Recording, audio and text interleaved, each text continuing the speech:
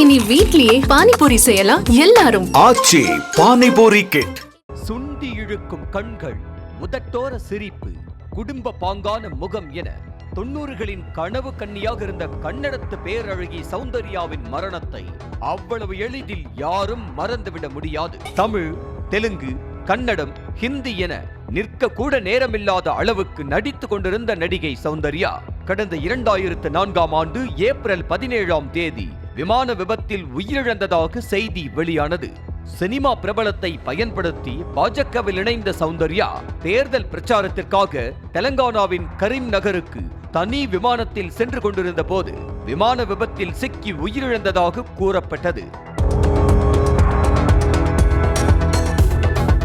பெங்களூருவின் ஜக்கூரில் இருந்து செஸ்னா என்ற சிறிய ரக விமானத்தில் தனது சகோதரன் அமர்நாத், பாஜக நிர்வாகி ரமேஷ் ஆகியோருடன் கரீம் நகருக்கு சென்றபோது விமானம் விபத்தில் சிக்கி 4 பேரும் உடல் கருகி உயிரிழந்த நிலையில் சடலங்களை அடையாளம் கூட கண்டுபிடிக்க முடியாத நிலை ஏற்பட்டது. டேக் ஆஃப் ஆன விமானம் 150 மீட்டர் உயரத்தில் பறந்த போது இடதுபுறமாக திரும்ப முயன்று கட்டடத்தில் மோதி தீ விபத்து ஏற்பட்டு வெடித்து சிதறியதாக சொல்லப்பட்டது. கருவுற்று வயிற்றில் குழந்தையோடு தேர்தல் பிரச்சாரத்திற்கு சென்ற சௌந்தர்யாவின் மரணம் திரையுலகை தாண்டி அரசியலிலும் புயலை கிளப்பியது. அப்போதே சௌந்தர்யா மரணத்தில் மர்மம் இருப்பதாக சொல்லப்பட்டு வந்தாலும் அதற்கான எந்த காரணங்களும் சிக்காததால் காவல்துறையும் அப்படியே விட்டுவிட்டது. இந்த நிலையில் 20 ஆண்டுகளுக்கு பிறகு நடிகை சௌந்தர்யாவின் மரணத்தில் மர்மம்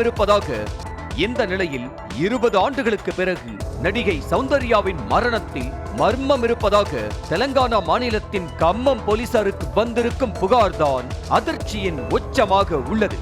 சமூக ஆர்வலர் சித்திமல்லு என்பவர் அளித்த புகாரில் நடிகை சௌந்தர்யாவின் மரணம் விபத்து அல்ல, அது திட்டமிட்டு நிகழ்த்தப்பட்ட கொலை என தெரிவிக்கப்பட்டிருப்பது முடிந்து போன சௌந்தர்யாவின் மரண வழக்கை மீண்டும் பேசு பொருளாக மாற்றியிருக்கிறது. நடிகை சௌந்தர்யாவுக்கும் வில்லன் நடிகர் மோகன் பாபுவுக்கும் இடையில் நிலம் தொடர்பாக தகராறு இருந்தது என குறிப்பிட்டு சௌந்தர்யாவின் மரணத்தில் மோகன் பாபுவை விசாரணைக்கு உட்படுத்த வேண்டும் என புகாரில் கூறப்பட்டுள்ளது திடீர் திருப்பமாக மாறியுள்ளது. ஜல்பாரி என்ற இடத்தில் சௌந்தர்யாவுக்கு சொந்தமாக இருந்த 6 ஏக்கர் நிலத்தை தனக்கு விற்கச் சொல்லி நடிகர் மோகன் பாபு வற்புறுத்தி வந்ததாகவும் அந்த நிலத்தை விற்க சௌந்தர்யாவும் அவரது சகோதரர் அமர்நாத்தும் மறுத்துவிட்ட நிலையில் இருவருக்கும் இடையே மோதல் மூண்டது என கூறப்பட்டுள்ளது.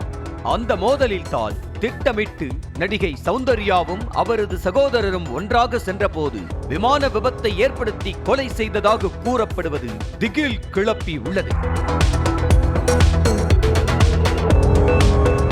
இந்த 6 ஏக்கர் நிலத்தின் மதிப்பு தற்போது 100 கோடி ரூபாயை தொடும் என சொல்லப்படும் நிலையில் நிலத்திற்காக சௌந்தர்யாவை மோகன் பாபு கொலை செய்தாரா என்ற சந்தேகம் எழுந்திருக்கிறது.